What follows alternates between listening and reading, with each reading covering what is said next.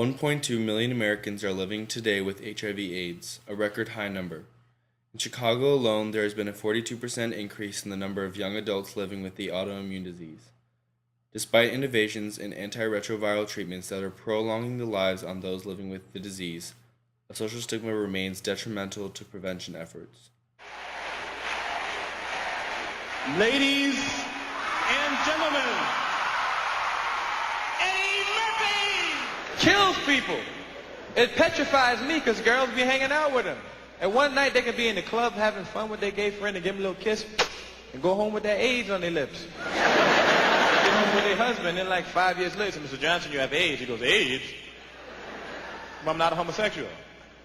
Sure, you're not a homosexual. Will Wilson, a leader in the Chicago AIDS community, strongly believes people are unfairly recognized by the disease and that the U.S. as a whole must take progressive changes in their approaches to solve this problem. When this virus was first discovered, there were no drugs, and the ostracization, the stigmatization was very prevalent. And most people, the advocacy work that I did at that point in time was pretty much nursing, was taking care of them, being with them in their final moments.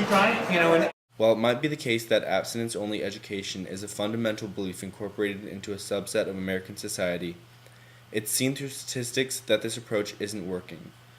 The nation is seeing a rise in HIV/AIDS rates that shouldn't be occurring, with developments in technology and medication that are happening at the same time. Education? Well, that's a question you all should ask yourself. How much of sexual education is being taught right here in the school? Is it just a class? Is it just one little section, for like a week and a half, and you have it in 7th grade and then you're done? Because I think sexuality is something that we deal with every day. It's like nutrition. It's like the brain health. It's like whatever.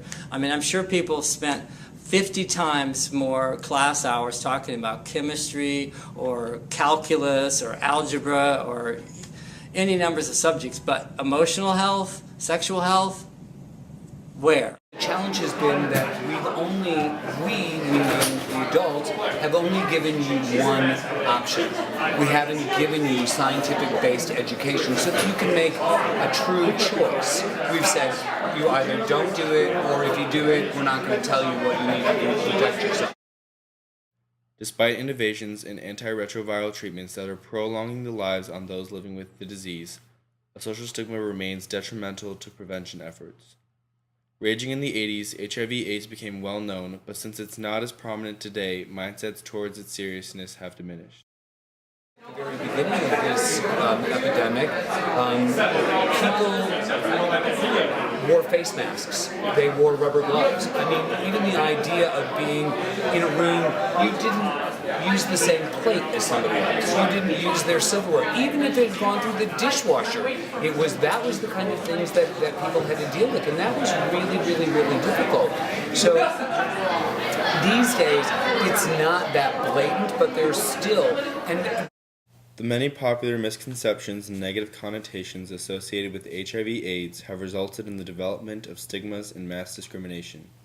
Studies by the World Health Organization have discovered that stigmas and discrimination are the main deterrents for individuals to test themselves for the virus, for those infected with the virus to share their status, and also for those infected to take antiretroviral drugs to help cope with their disease. When I first started doing this in terms of healthcare reform, I didn't out myself. I would refer to it as having a long-term chronic condition. And one day I said, you know what, people deserve to know. They have to understand. I mean, I don't want people to be afraid of me. I don't want you to only look at me and say, oh, that's Will, he has AIDS. I want you to look at me and say, that's Will, he's older, he's balding, he's got brown hair and brown eyes, he's artistic, he's a singer. Oh, and by the way, he's living with AIDS. That is a minor part of who I am. It is not who I am.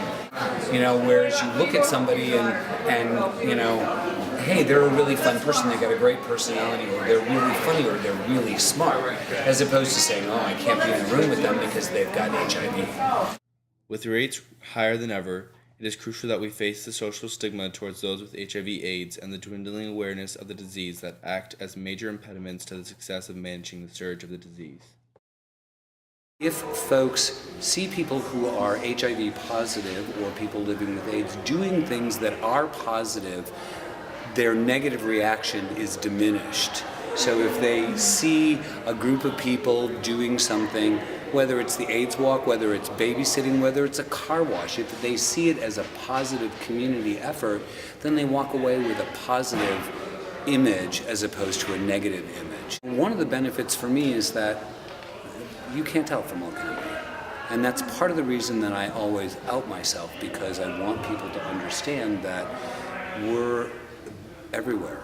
We are living among you. And it's not something that we should be ashamed of. And part of it is our challenge because we feel ashamed of it, so we don't say it.